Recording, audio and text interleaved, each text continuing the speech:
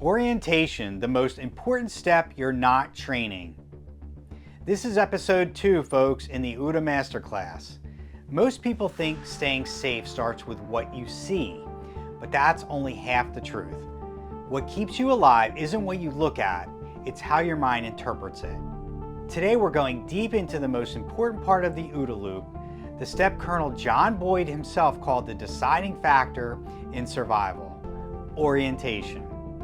If you don't learn this, you'll never make fast, accurate decisions under stress. But once you master it, you'll see danger forming before anything even happens.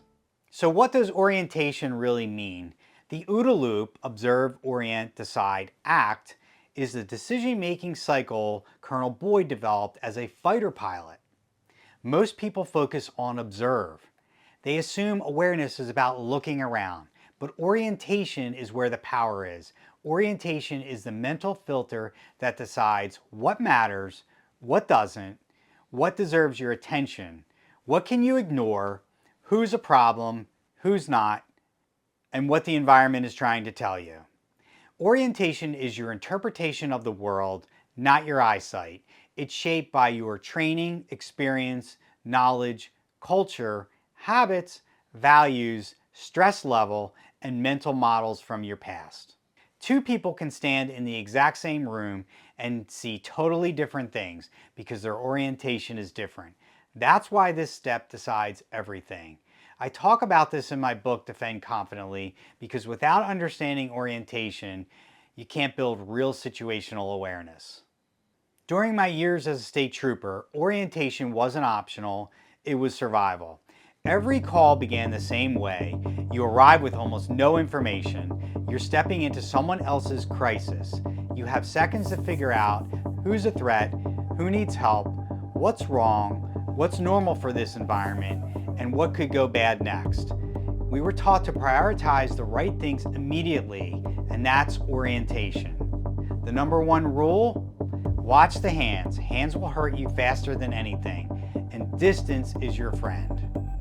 We didn't waste mental bandwidth on the color of the walls, how loud the TV was, or who was yelling. We oriented fast: hands, distance, direction, body language, exits, obstacles, and the overall baseline of the room. That mental filtering let us act quickly and decisively, without freezing, and civilians can use the exact same skill set.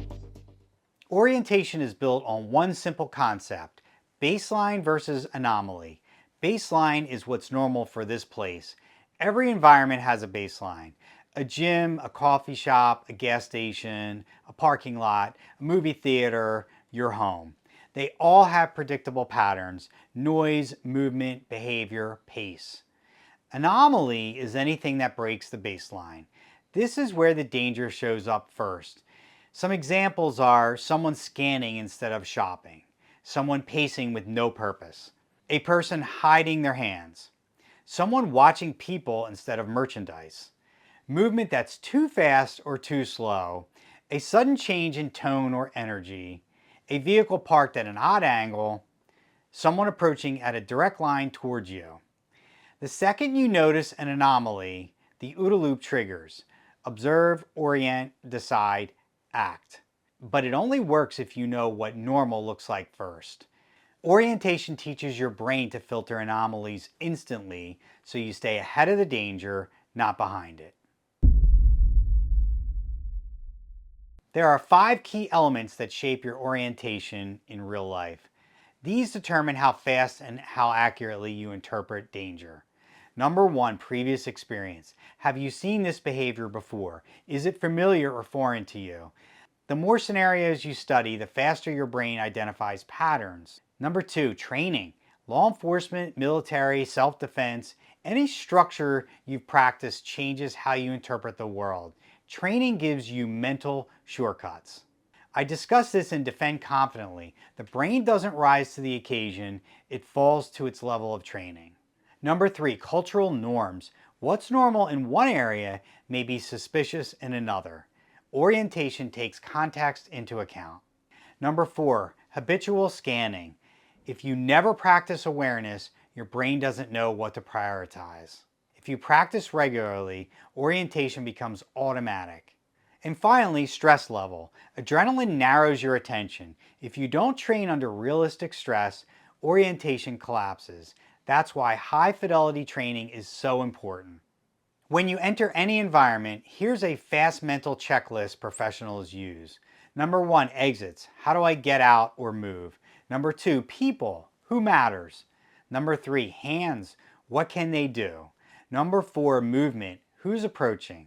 Number 5, energy. Does the atmosphere match the baseline?